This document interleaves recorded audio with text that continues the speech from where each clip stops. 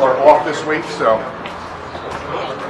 One of them, I think, was school number four. Number 4. Mark's a school 4 graduate. Yeah. Oh, there you are. Well, that accounts for it, right? You made it, right? Did you really I graduate? did make it.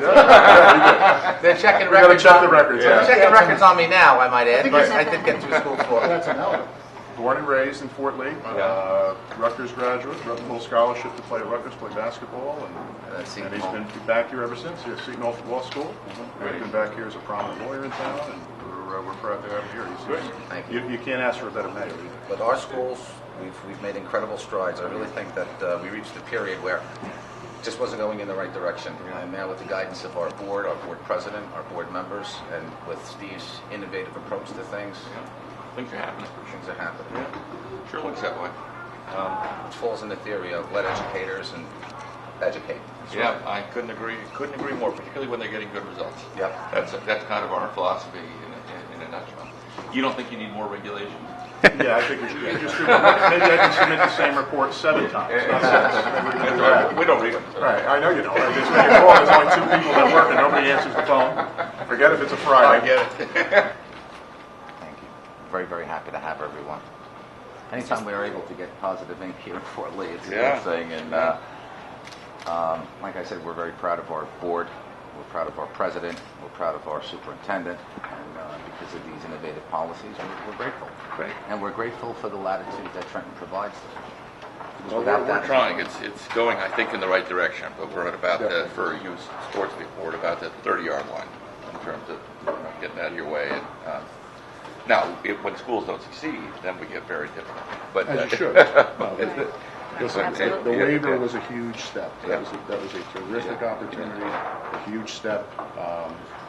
If we continue to, I haven't followed it completely. The relaxing of the 3-year CUSAC, I think that was going to go to 7 years. Yeah, we wanted to. That's statutory, so we need some help from the legislature. But we're trying to turn the CUSAC review into a much more streamlined process. Right. I know that the DPRs have changed a bit. That's important for us as well.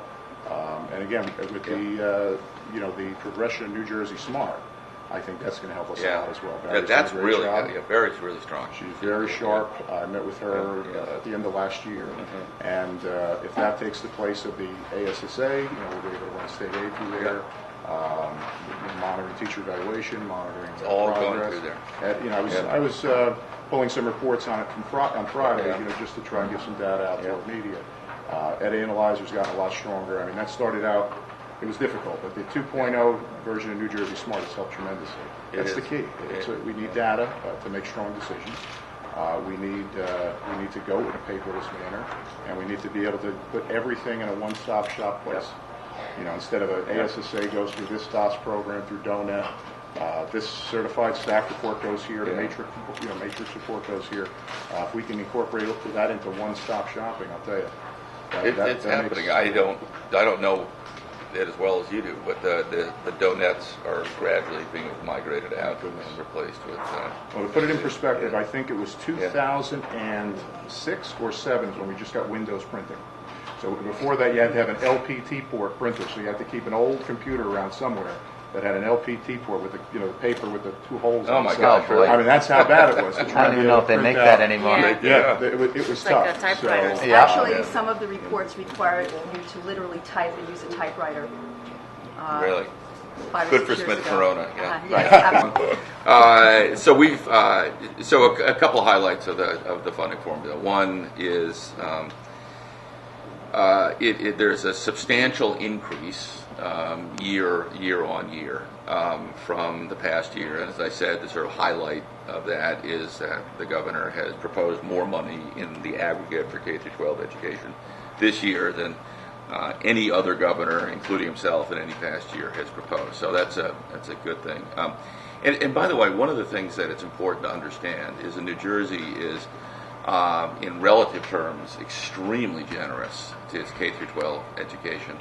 The average per pupil investment, that's both local and state, is almost $18,000 per child.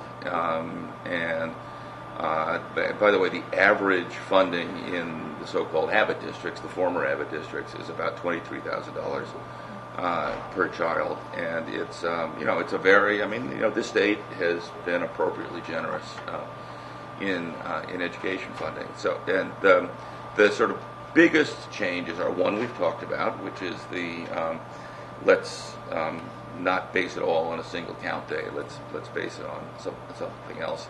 Let's base it on the kids who are actually attending school. The second is there is a creature in our aid formula called adjustment aid. Mm-hmm. And adjustment aid is essentially a compromise that came out of the legislature when SFRA, which is the technical name for the State Funding Act, was enacted in 2009. It was essentially a hold harmless provision. I apologize if this is hyper-technical here, but it basically provides that districts were guaranteed to receive more money than the formula itself kicked out, and were guaranteed not to receive any reduction in funds based on the new formula. And that slug of money is called adjustment aid, and it is our proposal to reduce adjustment aid by 50% over the course of the next 5 years, but only for districts that are above adequacy. And adequacy is sort of the Supreme Court's definition of the minimal funding threshold to meet the Constitution.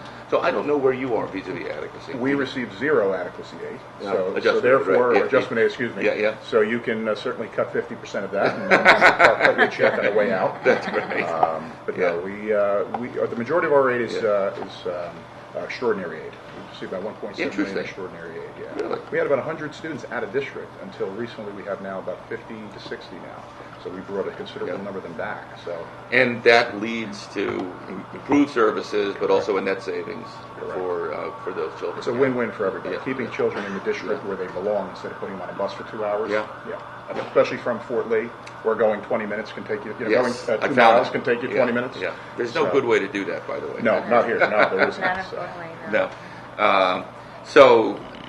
So those are two of the significant changes, and the third is a change in what are called the weights. And again, this is unnecessarily complex, but a funding formula basically works in the following way. There is an amount called the foundation amount, which is essentially, I'll just make a number up, $10,000 per child in elementary school, 4% higher for middle school, and even higher for high school. And then to that is added a percentage for children who come with particular needs or challenges. For example, an ELL or an LEP kid, it gets a certain percentage added to that, or a free and reduced price lunch child gets it, and it even gets more subtle than that. If you're in a school that's 20% in need, or 20%, or 40% or 60%, then that weight sort of migrates up or down. So when we went back and looked at the way these weights were derived, it was this very intense process involving panels of experts called the professional judgment panels, and they made very specific proposals about, they built up costs and they had an analysis, and they generated weights of certain amounts of money. And then it went into the sausage maker of the legislative process, and they just sort of increased those weights a little bit without any basis in expert testimony or anything. They just increased it because that's what it took to get the bill passed. And that's what happened to adjustment aid, too. Adjustment aid has absolutely no relationship to adequacy, to constitutional requirements. It was just a way to make sure districts who were being overfunded in the past wouldn't take a step back. And so on the weights, and this is the third thing the funding formula did, we did bring them marginally down, equal to what the experts had actually recommended, sort of take the politics out of it. So those are the three, and then of course there's the committee that you're now on to change it. It seems to me, Commissioner and Superintendent, you really have a double criteria here, because no matter how innovative you become, you have something known as the Constitution, which guides you. Yeah. And it's just every decision that you make there's constitutional interpretations, whether it be from the legislature or whether it be from the Supreme Court. So you have challenge. There's many challenges. There's got to be equality, equal protection clause, so forth and so on. Well, that's an excellent point. I mean, one thing the state has done, I think,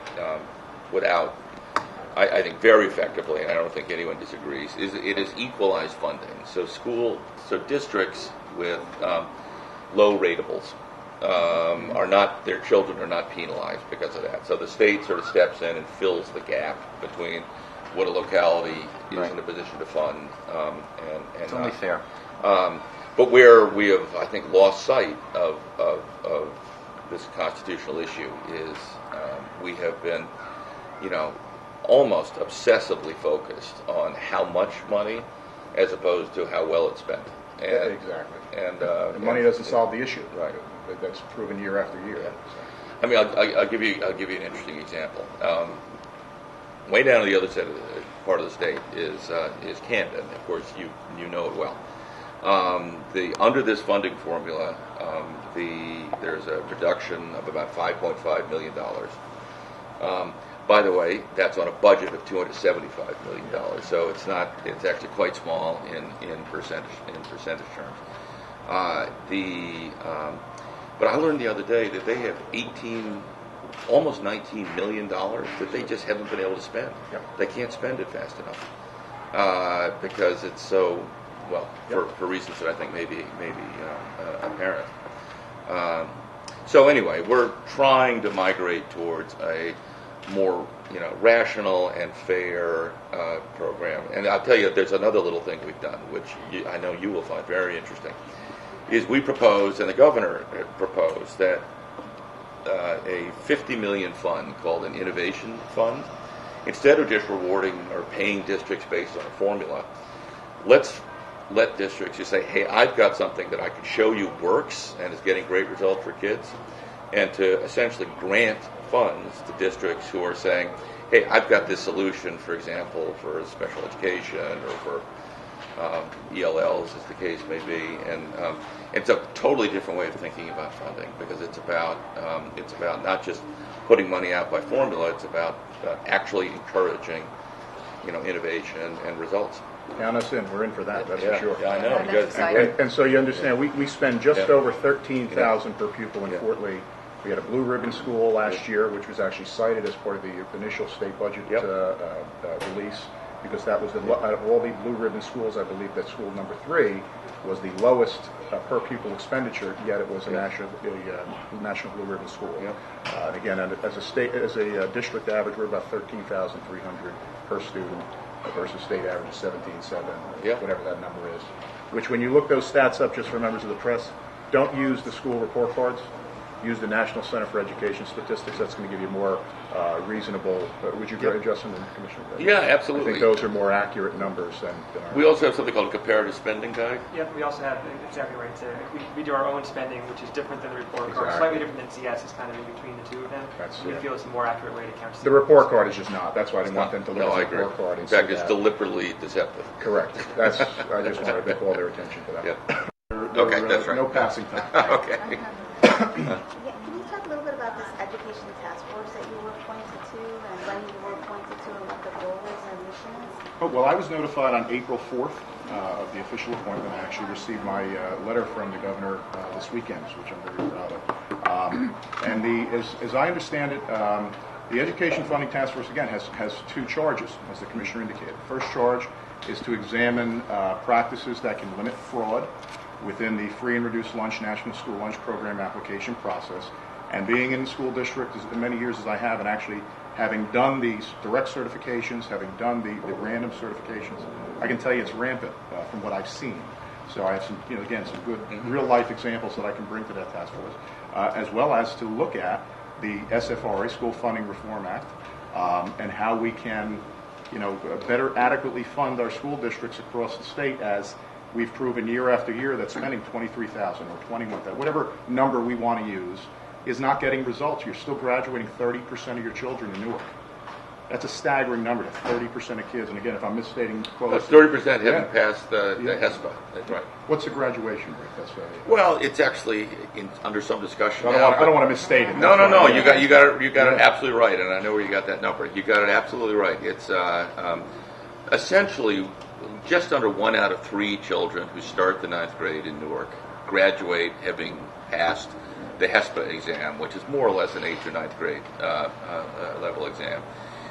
Of course, a lot of kids pass through other means, which is a whole other discussion. So the number brings itself, closer to 60 in total, 55, I think, or something in that zone. But by the way, I believe something in the nature of 80% of the children who go to Essex County Community College, holding their New Jersey diploma, still need remediation before they can take a college-level course in reading and/or math. And so again, the issue is the funding is not getting it done. If we're in Fort Lee achieving high results, spending well below the state average, other folks can do the same. And I want you to know that number. I speak to colleagues from all over the country. When I tell colleagues of mine that the state average is 17,000, when they have flat funding in many states, 5,000 per pupil, 7,000 per pupil, they gasp when they hear 17,000. Their brains go, what can we do with that kind of money? That kind of thing. It's unheard of. And so when we're spending the most per pupil in the country, but we're not getting necessarily the results that we should get. Again, we should be the most exemplary results statewide, not just in the Fort Lees or the Tenaflies or the Milburns and those kinds of schools. But we should be getting those in the Newarks and the Camdens and the Jersey cities. And it can be done. Again, I definitely believe it can. Yep. So that's essentially How the long charge. is your appointment for? It's a 120 days, a 4-month appointment at the pleasure of the governor. So it's a short amount of time to do a monumental task, but based on the committee's chaired by former acting commissioner Rochelle Hendricks.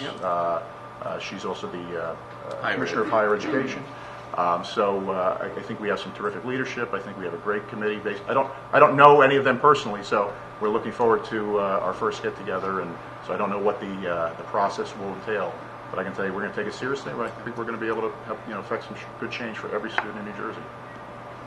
By the way, there's a third issue, in addition to the ones that's interesting. There's a view in some parts of the state that some districts have been offering tax abatements, tax breaks, as a very legitimate way to bring in local, to bring in businesses into the state. I think unintended consequence of that is it means that the state pays a higher portion of the total education cost. Because total education cost is, a very simple formula is adequacy, which is what the Constitution requires, and then that has to be the sum of two things: state aid, mostly equalization aid, and then local fair share. And the amount that a jurisdiction is expected to pay is geared toward many things, but one of which is its total tax returns, its total ratables. And when you bring a plant into your district and you say you don't have to pay any taxes, That's right. Your local fair share goes down and the state picks up the difference. And that's why we don't here in Fort Lee subscribe to or support any type of what's called a pilot program, payment in lieu of taxes, because that's critical. Because right now the way it works in Fort Lee, you're roughly hovering anywhere from 40 to 50% for local government, police, DPW, employees. Approximately 40%, 45% for maybe closer to 50% for the school district, and then there's 6, 7, 8% depending on the year for the county of Bergen. Pilot program eliminates the school district, which is horrible. Well, that's very interesting you say that. So, in a sense, by guarding against pilot programs, by not doing pilot programs, in effect, you're reducing the total amount of state aid that is available because others are getting their amount increased proportionally. I never knew until this very moment what pilot stood for. So I have learned something. And I've never heard it more often in the last 4.5 years. We're about to introduce $1 billion development at the Fort Lee. $1 billion development. And there's going to be kids. We think it's going to be minimal based on the types of apartments, the bedroom counts, things of that nature. But nonetheless, and everybody screamed, it's a redevelopment area, so we're statutorily authorized to deal with the pilot program. You can only offer that under certain statutory, situations. And we refused. As a matter of fact, in our request for proposals from prospective developers, our position was, don't ask us to pay for your affordable housing obligation, and don't ask us to give you any type of tax subsidy, because we knew we were going to strain the district, and we still know we're going to strain the district, but how could we possibly not provide some sort of monetary support? Interesting. We're hopeful that the monetary support that's generated from the development will far exceed that which is needed. I think short term we're going to have issues, Steve, but I'm hopeful it's We'll going be to fine. happen. No, we'll be fine. The key was not offering that pilot program. That was a big key. And he's, our mayor and I, we speak on a regular basis, and he's, he assured me of that, because that was something we were concerned with as well. Good. Good. Well, you've been firsthand experience with both ends of this, so that's great. Anything else we can answer for you? Yeah, is there like a certain deadline for this funding formula to be ready? Well, sure. It's sort of part of the annual budget cycle. So the governor made his proposal in mid-February. I think it was the 23rd, if I remember. And it's now in the hands of the legislature. And historically, the budget sort of comes to rest, I think, early June. I don't think it's, there's more precision than that, but that's when we will have a state budget for the year, including the state aid piece. But it's constantly under review and revision, both legislatively and from our office, and periodically, as is well known, the Supreme Court offers its point of view about state funding. What was it that made you come to Fort Lee to have this discussion today? Well, first of all, I've heard about the district and its successes. I really wanted to meet this guy. And we also just announced, as part of our waiver from NCLB, just announced the schools that are in desperate need of improvement and the schools that are really soaring. And this district is noteworthy for having, there's certainly plenty of schools that need to be improved and will be improved, but they're not anywhere near at a state where they're worthy of a label. We call them priority schools or focus schools. And this district has a school that we've identified as a reward school, which means it's one of the top performing schools in the state. So I like to get into the field and see things that are going right, because all day long I'm bombarded with things that are going wrong. So it's a nice, It's refreshing. it's a nice change. We're proud to be one of 112 reward schools Yeah. statewide. Yeah. So we're very proud of that. And ours was based upon growth over a period of time consistently for our students. So we're very, very proud of the work done at our school number 4. Yep. And you talked a lot about students that kind of come into the district and leave, and the new construction that's going to happen here. So I guess, are you anticipating a lot more students coming in the next school year, and do you put that into your budget when you try to figure out where numbers are going to go? I wish we could estimate that. Every year we have an issue with, we seem to get a larger influx of kindergarten students year after year. Our school number 1 has grown exponentially, 60, 70, 80 pupils a year, sometimes over 100. And that's become our most densely populated and overcrowded elementary school. This is actually our least overcrowded elementary school. And what are we, 20% over what the state guidelines are as far as that? We're about 40 plus, 47% over school number 1. Right here, because some of our classes have low enrollment, but for the most part, we're right on par, 24, 25, 27. We only have a couple of classes that are low. But this is actually the school with the smallest enrollment in the district. And the Doesn't least mean that we're not overcrowded. overcrowded. It just Right. We still are, but we're the least. And so, again, we try to estimate the best that we can do. We try to get some preliminary numbers. One of the things that happens to us a lot, and again, kindergarten is often our largest enrollment class where we see the greatest expansion, because for various reasons, people live for a short amount of time, perhaps in a rental, and then relocate to the suburbs. We see, not necessarily all the way through to graduation. Our high school isn't as grossly overcrowded. Our high school is less than 1,000 students. But our elementary school is about 600. Elementary school number 1 is about 600. So just to put that in perspective, I have 1 of 4 elementaries. So we try to. One of the things that happens to us a lot is that people say, whoops, my kid's 5, it's August 31st, and I need to enroll them. Yeah. And we'll get an influx of 30 or 40 kids into the district at that point, where we then have to scramble and say, okay, whoops, where do we put this? So we try to leave some wiggle room that way. That's just historically done. We don't hold the patent on that. I want you to know we're not the only ones who go through Yeah, that. I'm about to do that with my high school senior at Monmouth University. There you go. And I think I got a May 1 deadline, and I just have this sneaky suspicion I'm going to be racing down the turnpike on April 30th with the check and the application. We do the best we can. We have to. We try to because again, the worst thing we can have is kids coming in and know where to put them. And with kindergarten classes, when you start to go over 25, that's a lot of needs to fulfill and a lot of youngsters who need your care. So, do you have pre-K programs here? Are they mostly small We have one. Yeah. We started that 2 years ago. That was done again more of our to support our child fine activities. So we have 20 regular education students. Yeah. So that again, it's not a segregation program. It's an inclusionary program. But that's done at a satellite campus in space we rent at the Church of the Good Shepherd. So if memory serves, and I don't have it in front of me, by the time you got to the 3rd grade, your reading scores were in the mid-80s, I think. Yes. Yep. Which is really very good. I'm wondering whether one of the things we're exploring is it's so critical to be reading by the 3rd grade. And for better or worse, it is a remarkably, painfully accurate predictor of future academic success. And particularly with so many kids coming in, I assume for whom English is not a first language.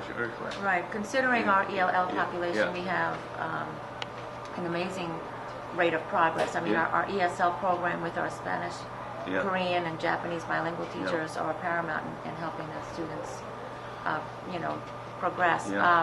So considering that we do have such a multicultural community here, having an 80% rate is really commendable. It is commendable, and also because you don't get any help, I think, for pre-K. I mean, you have very thin. But we expect our children to be reading and writing in kindergarten. We don't wait till 1st grade, 2nd grade. Right.